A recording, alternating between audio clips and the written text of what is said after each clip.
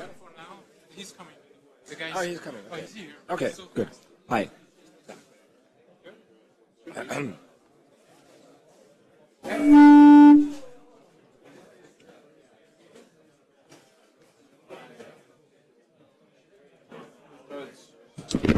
So Is it work? Great. Okay. Thank you. Hello.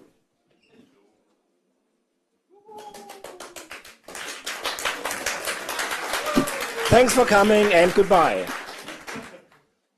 Well, first of all, I have to apologize. I have a cold, apparently, and my voice is doing weird stuff, so I'm going to sound awkward during this talk.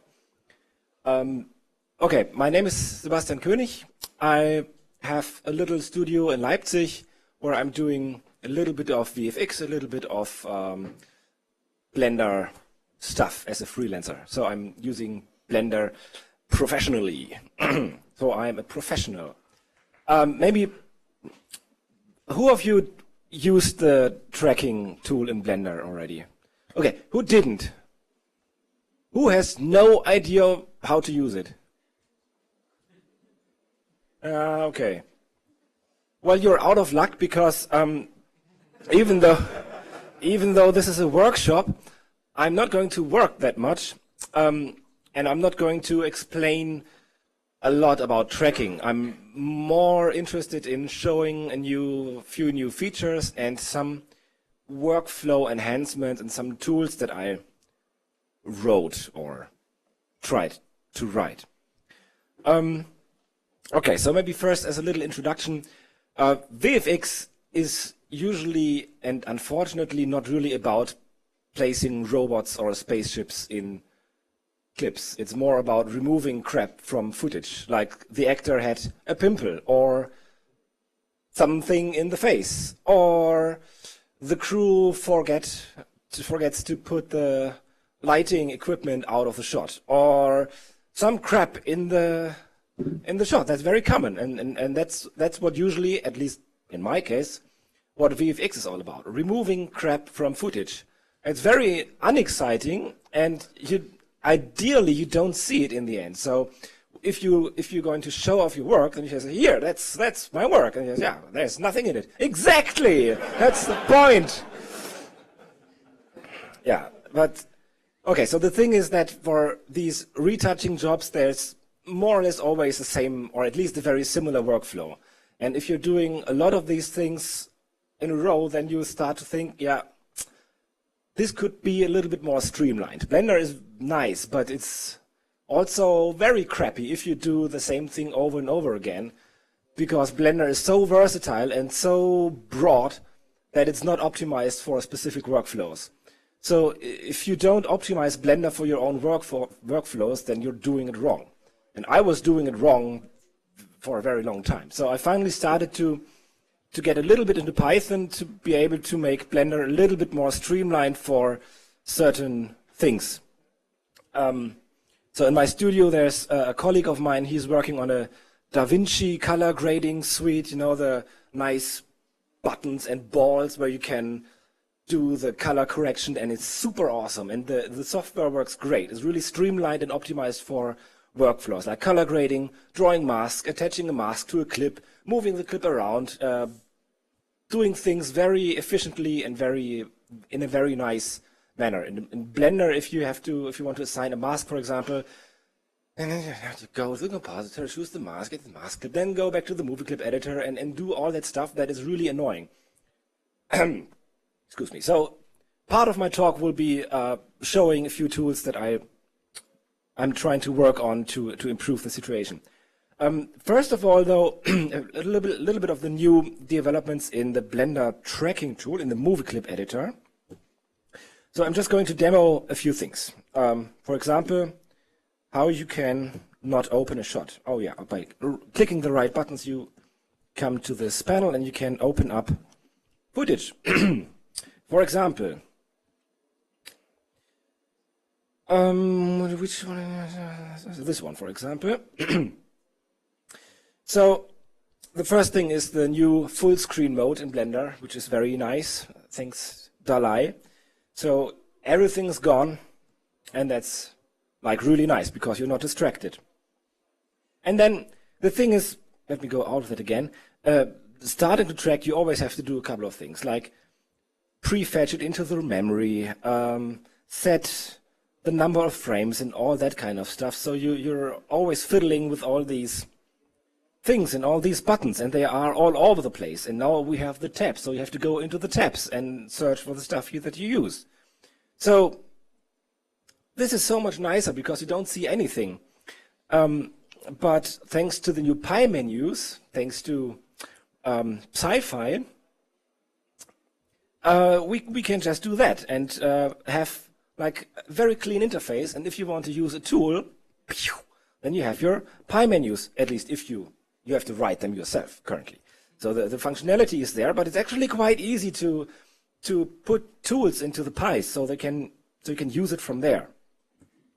So that's I've been working on these pie menus for tracking since a few weeks already, and I realized that optimizing workflows can take a lot of time, like trying to optimize the tools really for certain workflows. So it's an ongoing project to do that. But anyway, so that's pie menus. It's very useful. And then if I want to track this shot, maybe let's first have a look at that. So there is this thing in the middle, and it would be nice to have the geometry. Maybe we want to light a fire there. So the first thing that we need to do is to track, obviously, the camera. So now that I'm in this clean setup, I don't have my tracking buttons. And I can't remember the tracking shortcuts, but I can remember at least 3 letters, like W, Q, E. I can remember those. So I have all my tracking tools on these buttons in the pie menus. So I can track this marker now, starting from this frame. Apparently not really. No, there we go. Okay. So these tracking pies that I've been working on, they are especially for tracking, like really, I think they are very useful because you have to track in a certain direction, track forward, track backward, go to frame 1, go to the end frame. So the pie menus, by the way, who used the pie menus already? You tried it, okay. So the way that these work is you launch the pie menu, and then you can just, while you're launching it, you can drag with your mouse into a certain direction, and that will then trigger this command. So I don't have to click there. So if I know I want to track forward, I just press E and drag in the direction that I want to track. So it would be, if I go to frame 1 again, like place, come on, this is such a tiny interface. Yeah, click and drag in that direction. If I want to track backwards, I click again and drag in the opposite direction. So I can very quickly place my markers on places where I want them to have, where I want them to be, and then they pretty much do what I want. So one of the things that I also usually do is to switch between certain types of motion models. So if you have like an easy shot, you probably get away with the default setup if you only track the location of one point. But if you have a moving camera, then usually the feature that you're tracking is deforming in space. And in that case, it would be nice if the marker would do the same movement so that the feature is looking the same to the tracker. In that case, you can use affine tracking. Sorry. And usually, you would have to go to the track panel, do the tracking settings, go to the menu, click there, and then choose the option, which is great. I mean, this is a tidy interface, sort of. So everything is put into little boxes, and if you know what you want to do, you just say, oh yeah, I want to do it in that box, and then you grab the tool. So it's you can find it. If it's a little bit logical, organized, then you can find the stuff. But that's not great for a quick workflow. So if I know that I switch between location and affine a lot, then I can just put these 2 options into a pie menu and can drag to the left, then it's location based. If I drag to the right, it's affine tracking. So this is now using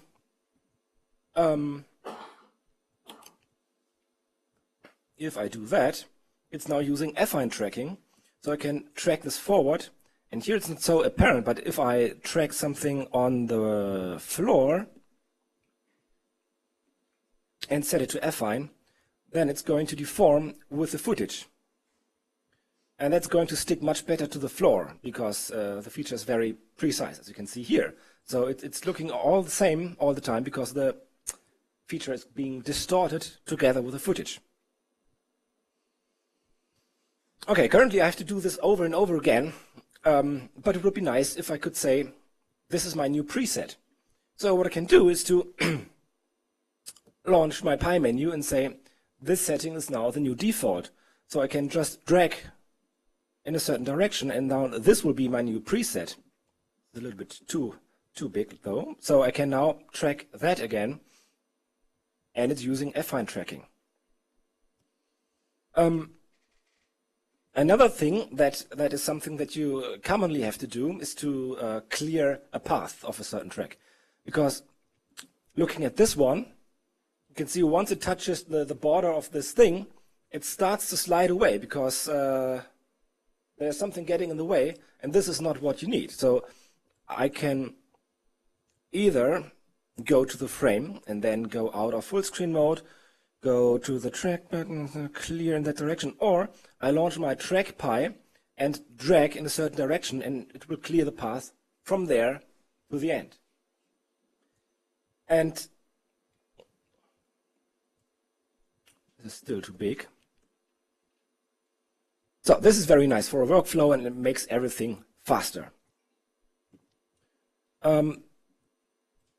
And once we have at least eight markers, we can then start to solve the shot, which usually would mean that we have to switch the tab to the solve tab, then search for the tools, or we just say Shift S for solve, and then we have the solving Pi, where we can first enable refinement, so that Blender is automatically figuring out the focal length or the distortion parameters, whatever we want. We can launch that from the Pi menu and then solve the camera. Oh, at first we have to set the keyframes. And this is also in the tracking solver Pi.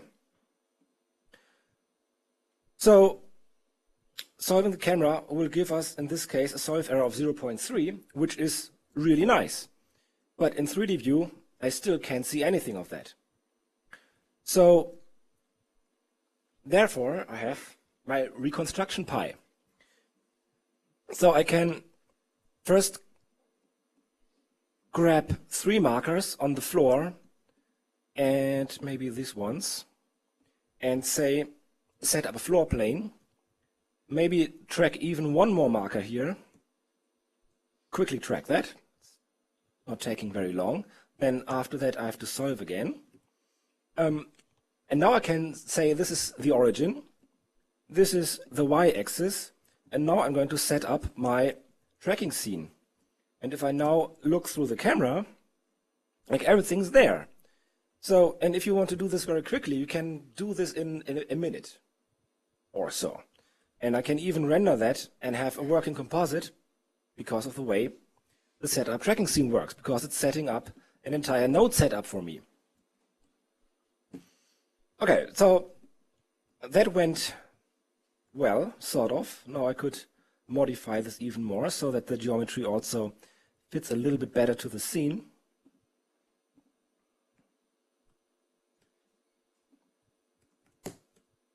Oh, we don't need that. So we have a floor plane now.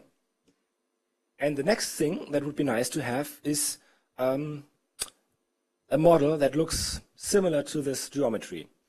Now we can model that, or we can let Blender model that by tracking a point cloud. And the point cloud tracking, we could just place markers there and track those and then solve everything. But if you solve a scene with many markers, then the solving will be very slow. And if the markers are not doing what you need them to do, then it will mess up your entire solution. So you would have to do it all over again. But if you use zero-weighted markers, you can just very easily place markers there. They don't even have to be accurate. They can do something. It's not that important. They should at least track a little bit of your footage, but it's not going to mess up your solution. So because I'm now going to add many more markers, I'm going to lock these ones so that they are not tracked again. And I'm going to hide them with H, and then I'm going to first set up one marker, maybe very small, even with a smaller search area, so that it's tracking very fast. And in the current Blender, the pre-pass, which is a certain way of for tracking a feature, you pre-pass. It's a brute force algorithm to try to match the marker to the previous frame. This is going to take long. At least if you have very much, a lot of markers, then it can take very long. So I want to turn it off. And since I'm still ideally working in the clean full screen, I want to do that with my tracking setup buttons. So I can just launch the pie menu for that and disable pre-pass. And you notice that the pie menus are very flexible. So you can also place your own icons in them, and you can make the icons respond to the settings. So if the pre-pass is disabled, it's going to show a different icon than if the pre-pass is enabled. So now it's on, and I don't know if you can see that the checkbox is activated. Okay, and then this is taking way too much screen space here, the marker. So I'm going to change the marker display with a nested pie menu that I have here available in my display setup. So I can just launch a second pie menu and disable the pattern area and the search area so that I only have this little dot, which is enough for me because I know that there is a marker. So now I want to automatically set up a bunch of markers. And I can do that with detect features, which is, maybe I should quickly enable the pattern so that you can see something. So detect features is something that you can use to automatically place many markers in your footage. And that's a nice starting point. However, in this case, I only need them to be here in this area. So I can use the last operator and modify first a few things. So with a lower threshold, I have many markers, but I only want them to be in a certain area. So actually, I have to do it again, because first I want to draw a grease pencil line around the area where I'm going to... I'm sorry for that, that's unintentional. So I'm quickly going to detect features again, and then say, damn it. Just do it inside of the grease pencil. And I can even lower the parameters even more. So that's really many markers. By the way, Sergey, it would be nice if it would also detect them here. So there could be a constant or a contrast threshold thing.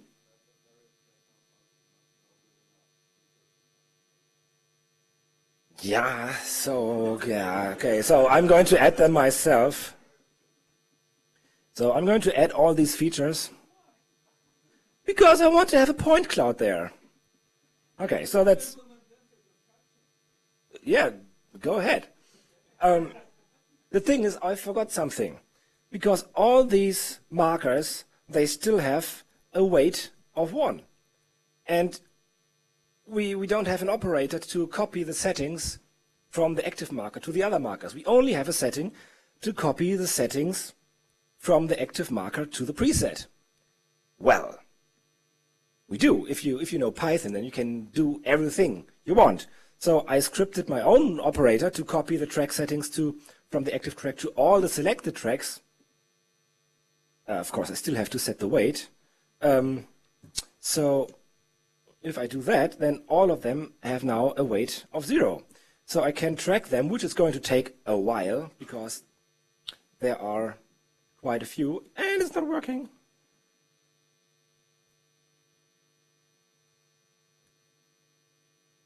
So that's a little bit unfortunate.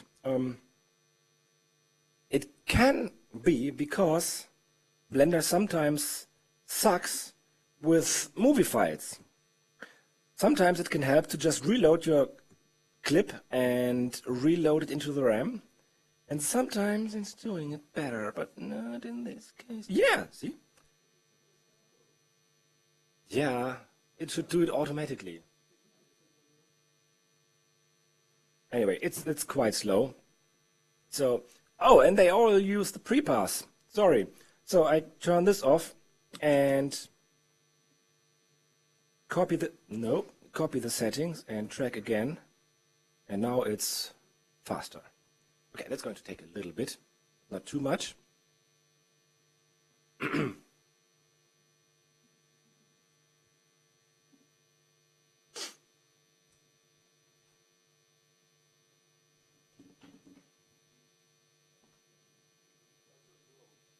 I don't know, really.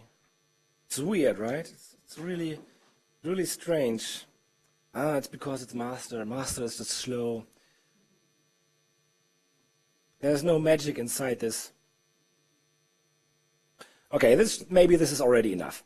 So the thing with the zero-weighted markers is that you can just track a few frames, solve this again, and solving is very fast. You still have the identical solve error, but still you have a point cloud here.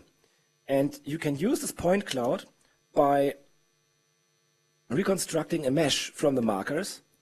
And I have to hide all these ones. But there I have a mesh. Unfortunately, it's just points. And I had to search a little bit through the internet to find a script that will convert these, at least some of these, to something that kind of resembles a mesh, or like with faces.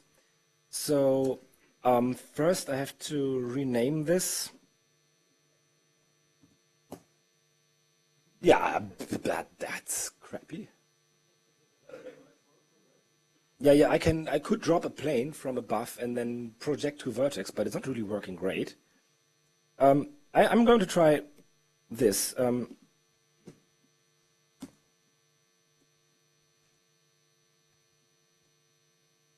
Try it. Oh, and there we go, of course.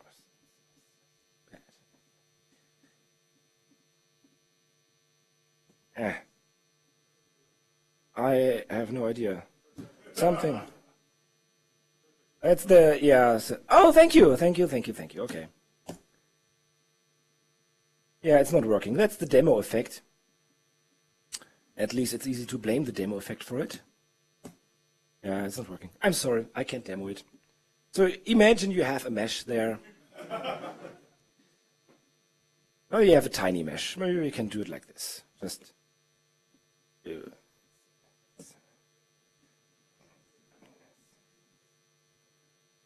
Yeah. Yeah. Yeah, you can still, if I save this, I can still do this and convex, yeah, no, convex hull can't do cavities or like these things. I have to make a little bit. Yeah, it would work with points only, I think. Yeah, but okay, so you get the idea. So you have a smoke and then you composite and you're happy and then everything's fine. So that was just one demo of how you can optimize your workflow with Pi menus. But then, if you can use Python to write Pi menus, then you can also use Python to do other things. Like for example, I'm going to just open a new file and quickly track one other shot, which is this one. Yes. Okay.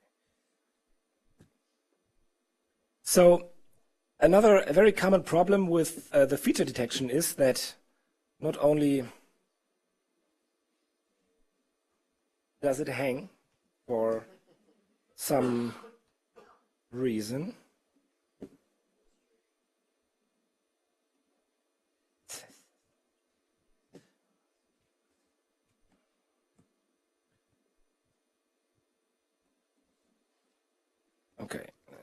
that, and that.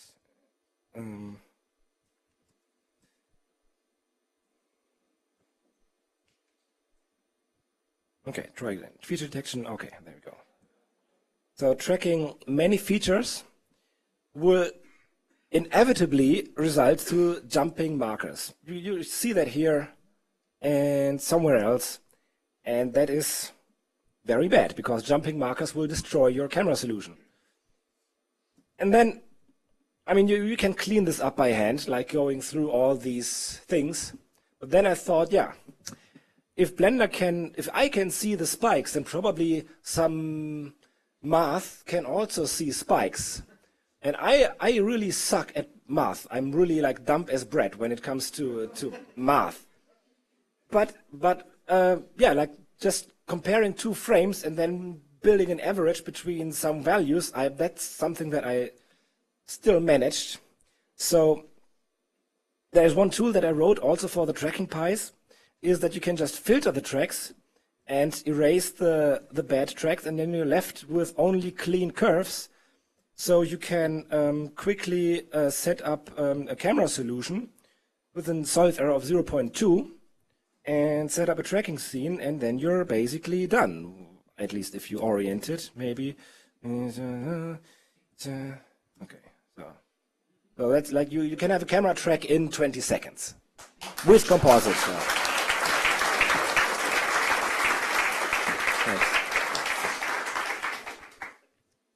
Although, I assume that in a few weeks or months we will have this automatically done by Blender itself, right, Sergey?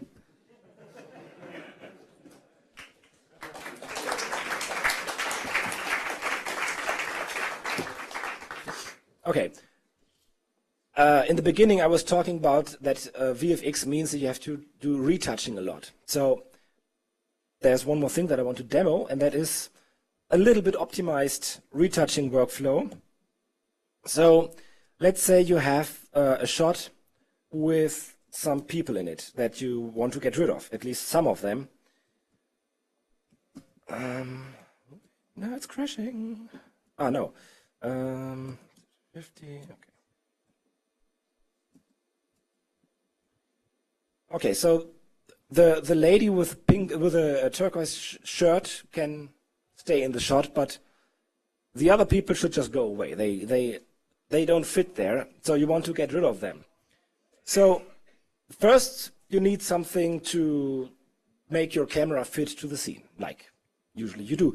And in this shot, even though I was moving the camera, this has been shot obviously from high above with a zoom lens, or very much zoomed in, a long lens, as you would say. So it doesn't matter if there's parallax or not. You can just use a tripod solver. So I pretty much only need to track a few spots in the scene. Like so, and that should go very fast. And one of them, this one stops a little bit too early because it touches the frame border, but I can offset it to another place and then keep on tracking that. And since I want to see if the markers are doing the right thing, I quickly mute the footage with my display pie. Mute footage. So yeah, that looks all right. Okay. So then I will set up a tripod solver by using my solving pie there, and then I also want to, oh no, in this case I want to set the focal length myself. So I'm just going to set it to 200 because this is about the actual length of my lens. So I'm just going to solve this, and the solve error is 0.4, which is good enough. So I'm going to set up a tracking scene, and I have to zoom out a little bit. And if you have a tripod shot, then there's no 3D information. There's no way to align this automatically. But a tripod motion will stick to anything. You can do whatever you want. So I can just rotate the camera to around the 3D cursor. and try to somehow make it fit a little bit to the scene. And it's not really that important. It just has to fit a little bit. Maybe like that. And because it's just like a tripod motion, it will stick to whatever I do with the camera. Okay, so maybe the cube can go into the hidden mode. Maybe also these crosses are a little bit too big, so I'm going to go into the motion tracking panel and make those a little bit too smaller, like that. So, and what I want to achieve now is to get rid of the people. So I need a clean plate. A clean plate means a plate that's clean, like an image without the stuff that I don't need. And I'm going to use the background layer for that. So first I'm just going to align this with the motion or with the scene. So in all these places where I have people walking around where I don't need them, I want to have a plane that is covering them. Something like that. Sorry. So usually what I would have to do now is to unwrap the plane, assign a UV project modifier.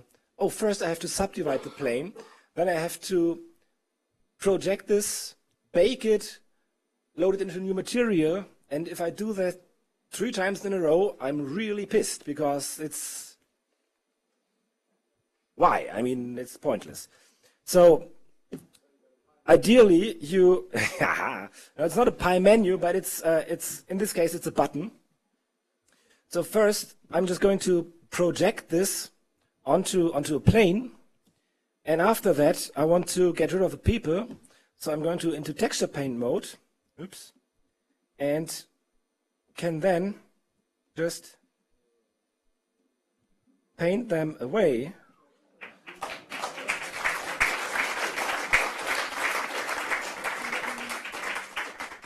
Oops. And I have to be careful. If I paint while Blender is animating, it's going to crash. Someone might want to look into that. It's not a bug. It's probably not even designed to do that. Okay. There's going to be a report then.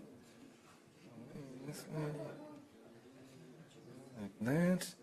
And then for the rest, I can just switch to stamp mode or to another clone tool where I can maybe go into another mode and go into background. So I'm just going to clone from itself. Let's clone from over there. And this shot is, I mean, it's of course, that's very nice for that because it's, you can just clone from everywhere because it's looking all the same. And, oops. Yeah, okay. Whatever, you get the idea, like that.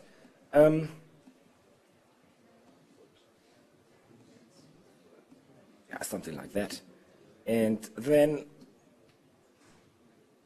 okay, that's good enough. Okay. Oh, and forgot to load the correct script, so I have to... Oh, yes, what? Can I make a question? I think I missed a part. Now you're projecting a frame or the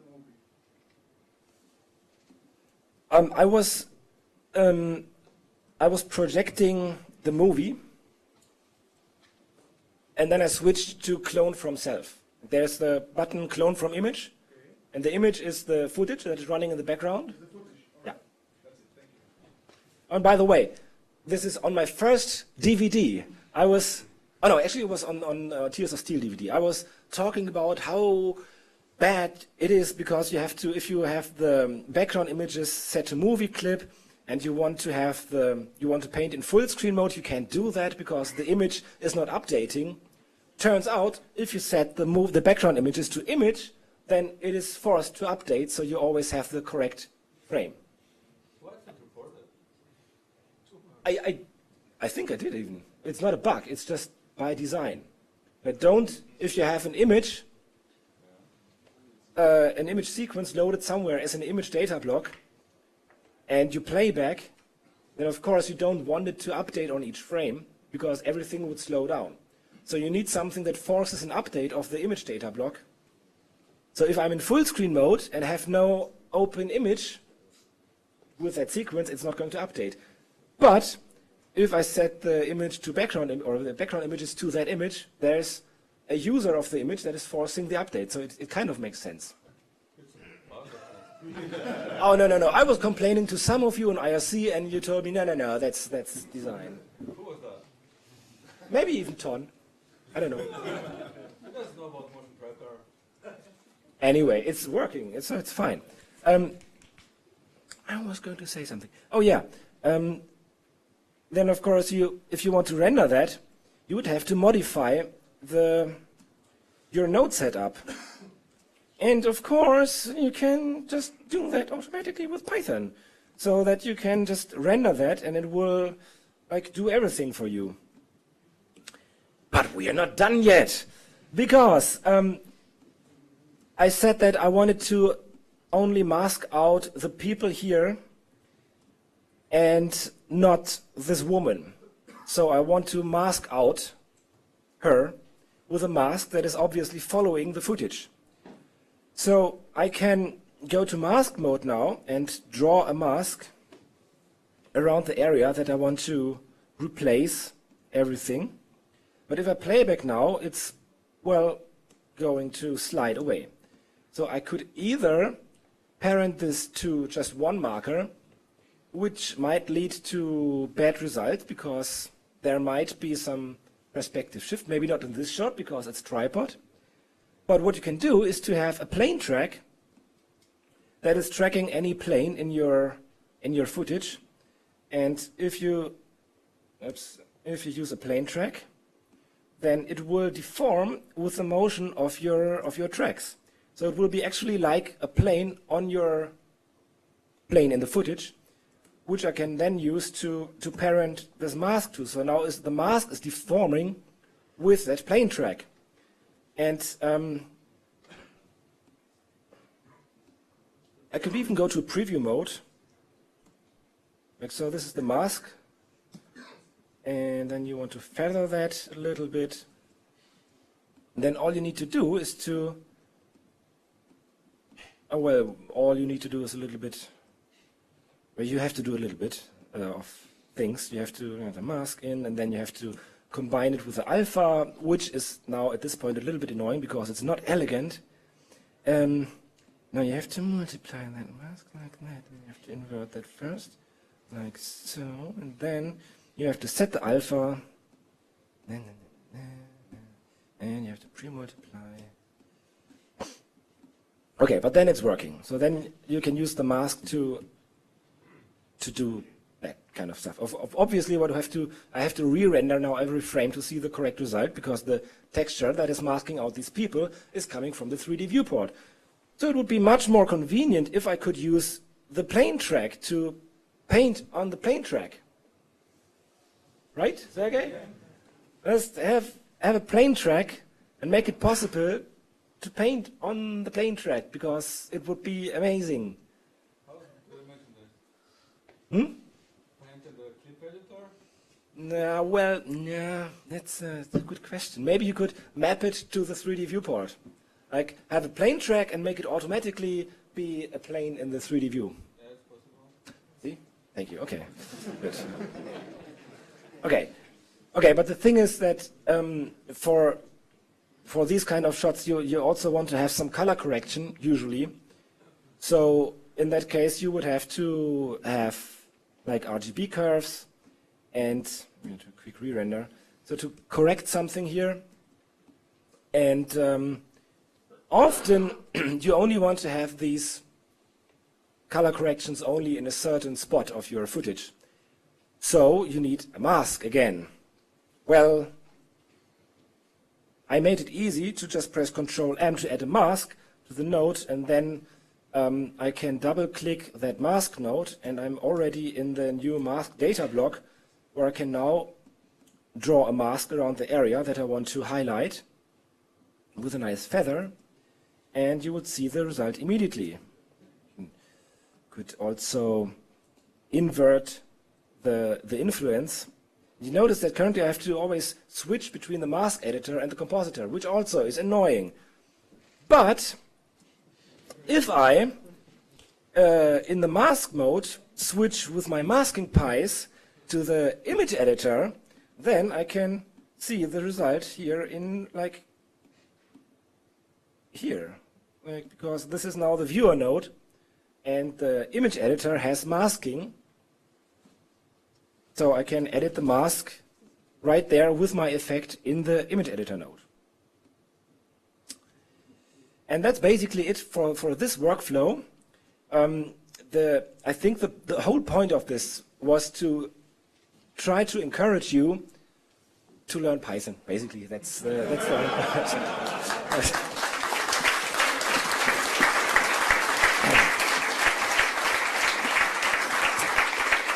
No, I'm going to release these on the Blender Cloud as part of my TrackMatch Blend 2 course. I'm going to work on them, still polish a little bit, but at some point I will publish these tools because I think the workflow can be enhanced so much. There's just different workflows for... Why not just move it to master? Yeah, that's a good question. Yeah, why not? Well, I have no commit rights, so maybe I should ask for commit rights. You just submit the other for every and they give you Yeah. that one. Yeah, that's not finished enough. That can be better. I'm still working on that. And first, it's going to be cloud exclusive, right? Has to be. We have to do marketing for the Blender Cloud, Yeah. or not? Maybe not. It's Blender, so everything has to be open. No, but really, I mean, this is made for very specific workflows. But the point is that it's very easy to learn this kind of stuff. You can copy paste from the entire source code from Blender. Most of this stuff was already there in some other form. You just have to copy paste, change a few lines of code, and then you have your own tools. And this is really awesome because I think by default Blender cannot be made for specific workflows. I think the good thing about Blender is that it's so broad and that the interface allows you to form Blender into the tool that you need. But you have to do it. You have to do it yourself. Or if you have a studio, you have to have like Bartek. He would do it for you. Or ideally you have your own technical director who can also write your own tools. Speaking of writing new tools, in the last minutes I want to show something that Sergey has been writing recently with Kier, and that's quite awesome. I'm going to just quit the scene. So I'm just going to demo how crappy the current version of Blender is because it's incredibly slow. Like, for example, if you take this shot here, I'm going to set the frame range to 800. I'm going to full screen. So it's 800 frames and it's very long and it's also quite shaky, especially in the end. So this is very, very shaky. So we need a very big marker. And because it's so shaky, ideally we have a very big search area. And ideally we use affine tracking. And if we do all that, this is going to be really slow. Like if I started to track that, we are already at frame 4. Wow. So this is only going to take like 10 minutes or so. I don't know. But this is current masses. This is what we have right now. So that's boring. So instead, the new version of Blender, which I don't know when we are going to have that. Yeah, exactly, as soon as possible.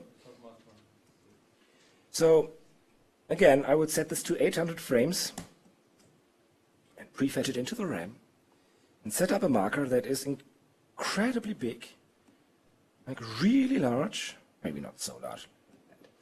And it's going to be affine tracking. And if I track that now, this is like really faster. And it is tracking everything.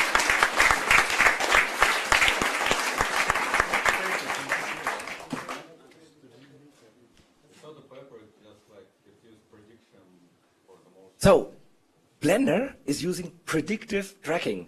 So Blender is able to look into the future and knows, okay, so if I'm here on this frame, on the next frame I'm probably there. So let's watch over there for the feature that I'm looking for. So, I mean, It predicts like the projection or like 1 pixel or so. yeah, but it's awesome. So you can only use prediction for this. You don't use So the tracking is actually faster than the playback, which...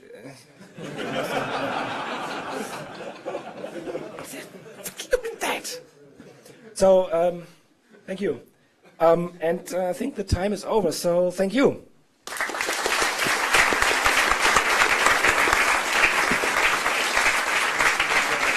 Are there questions? So you want us to learn Python and Pretty create much, these yeah. wonderful Py menus as you've shown. Yeah. Can you show us your code? I have no idea what code for a Py menu looks like. Oh yeah. Well, there's a template, and if you go to the scripting layout, there is in the templates. There is for Python. There's a UI Py menu, and you basically have just a class like you would have for any other panel, and you have layout, and then Py, layout menu Py, and then everything that's inside is going to be a Py menu. That's like very easy. So in my tracking pies,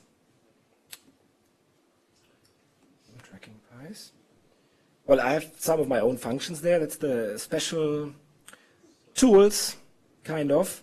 So somewhere there are the pies. So it's just that you have a class for the Py menu, and then you put your operators inside of that. Easy as cake. Yeah, exactly. Thanks. Welcome. It's okay. Piece of pie. Piece of pie. Yeah.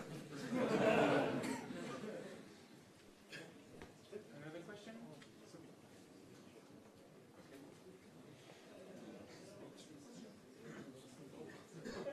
Well, Okay then. yeah. Well, thank you. Thank you.